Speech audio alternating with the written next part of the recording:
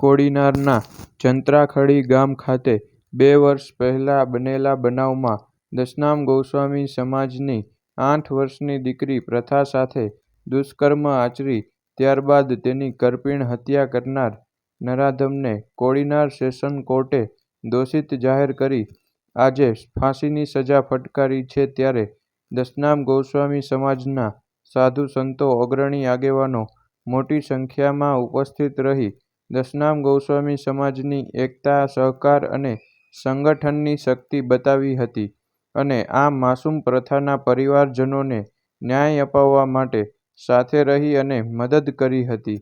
આ તકે દશનામ ગોસ્વામી સમાજે આ કેસમાં રોકાયેલા અગ્રણી આગેવાનો અને ખાસ કરીને વકીલ મંડળનો આભાર માન્યો હતો.